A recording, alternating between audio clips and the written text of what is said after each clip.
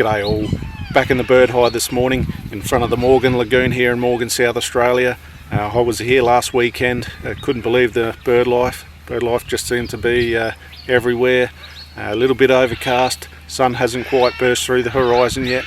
So we'll just be a little bit patient and hopefully get some good footage.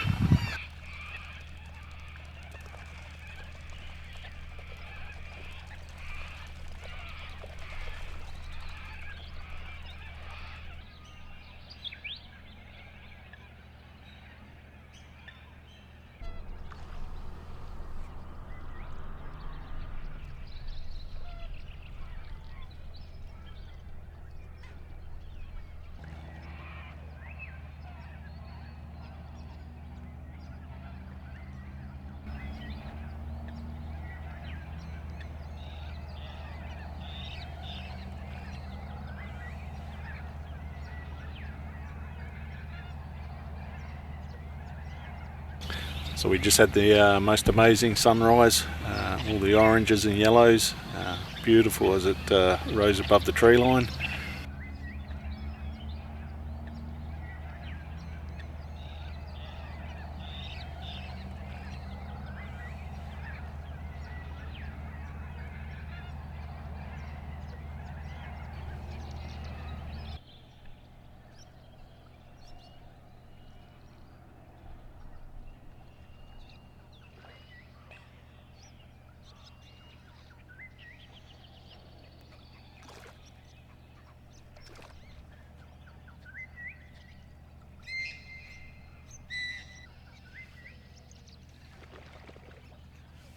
Quite a number of hoary-headed grebes. Their antics above the water are quite special to watch as they chase each other around and dive underneath the surface looking for food. Quite special to watch.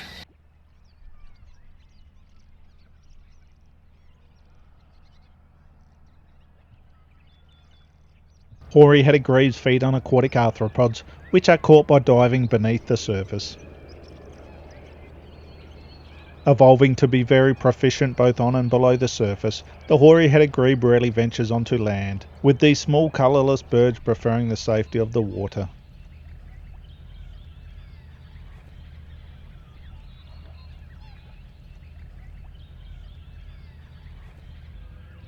Grey teal, one of the most common and widespread duck species in South Australia.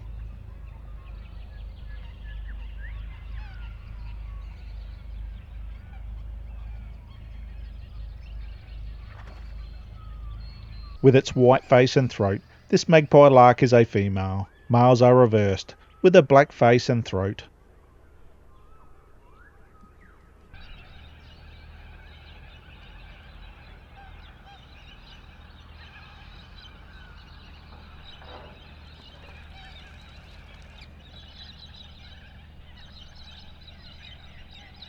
Eurasian coot, very distinguishable black little bird with a white facial shield, very common around Australia, found in most waterways, but yeah, also good to see.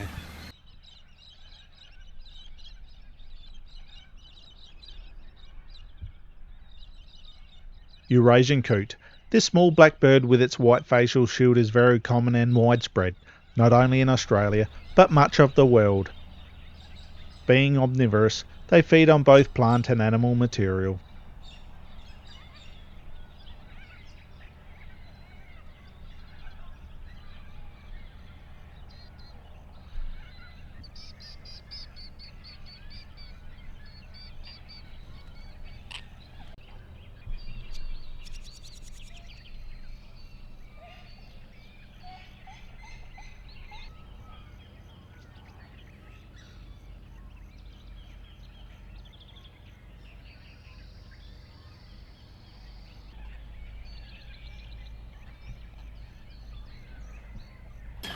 Australasian swamp hen, just making its way towards us. The colours always amaze me, shining in the sunlight. The blues and purples, real radiant in the sun, and that red facial shield really stands out. An amazing looking bird.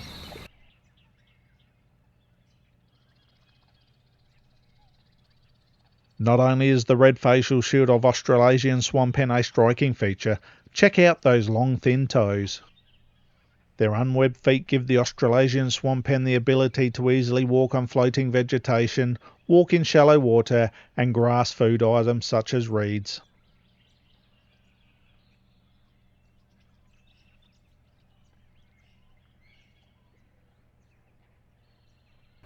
Numerous duck species inhabit the lagoons, and for the moment most seem to be keeping their distance, preferring the safety of the middle of the lagoon. Ducks such as grey teal. The hardhead, Australia's only true diving duck. Rarely comes ashore and dives deep for aquatic creatures and plant material.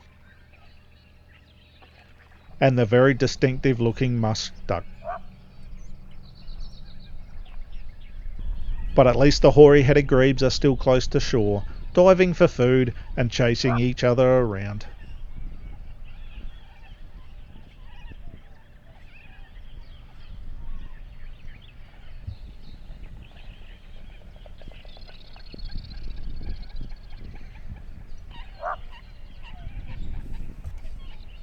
Australian pelican, very common along the Murray River system, resting and preening itself in the quiet waters of the lagoon.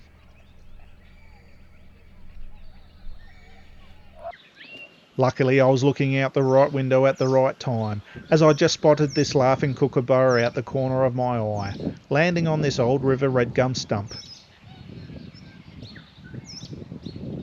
And what an amazing encounter it was. Undeterred by my presence, as it sat quietly looking for any movement in the long grass below.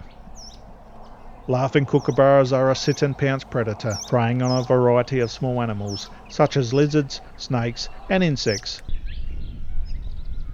Just beautiful to watch in the early morning light.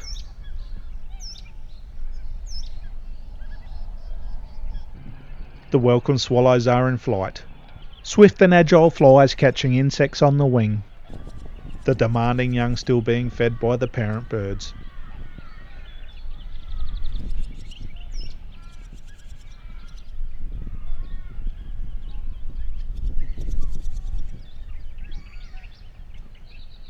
The following footage caught me off guard a little, surprising me to see it unfold on the calm, peaceful waters of the lagoon.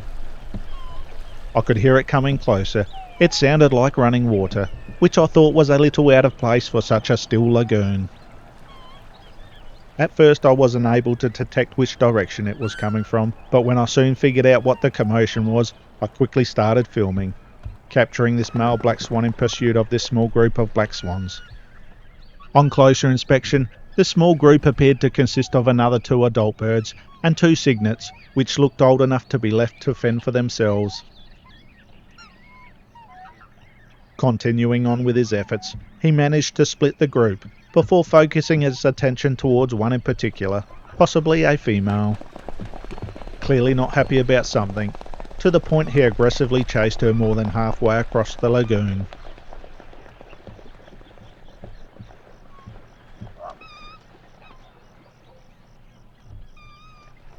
This behaviour could be the male driving the female away from the cygnets, as they are now of age to be left to fend for themselves. Or, as black swans participate in same-sex pairing, has used the female for her egg-laying capability, and now she has done that, driving her away from the nest so he can go on with incubation and raising the chicks with his preferred male partner.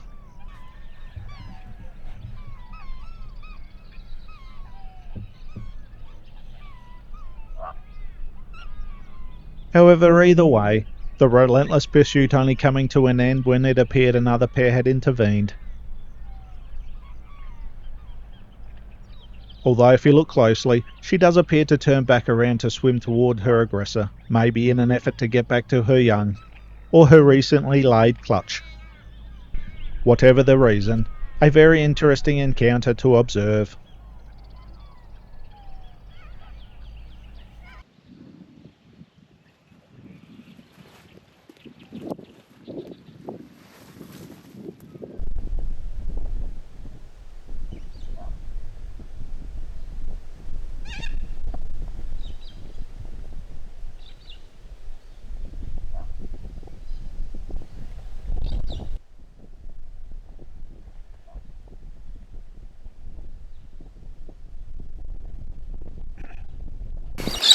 just out the back of the hide we've got a little corella perched up high, making a fair bit of noise. There he goes. No sooner had the little corella departed when another of our cockatoo species flew in, sulphur-crested cockatoo.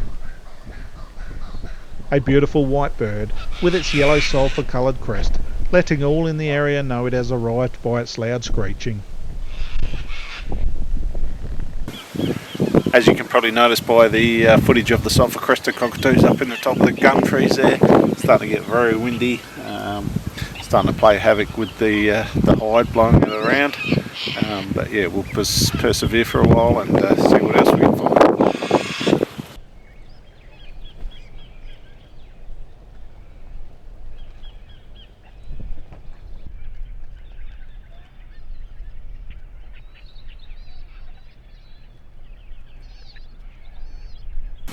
Also around the lagoon there's a whole heap of reeds and other vegetation growing just around the edge. It can make it a little bit difficult to get some clear footage of the water birds at times. But, yeah, that's what you have to deal with when you're out filming nature. The musk ducks have started to come closer, but as mentioned, the foliage growing out of the lagoon is making clear footage near impossible. Which is unfortunate, as it's my first time filming these distinctive looking ducks. Musk ducks prefer deep open water and rarely come to land where they are awkward on. But on water, they move on and below the surface effortlessly, diving beneath and barely leaving a ripple on the surface.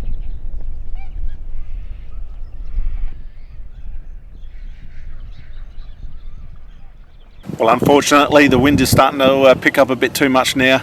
It's starting to blow the camera equipment and the hide around too much, so it'll cut my visit short to the Morgan Lagoon. Regardless, I still managed to get some great birds on film, yeah, it's been a good experience. Hope you enjoyed. Thanks for watching.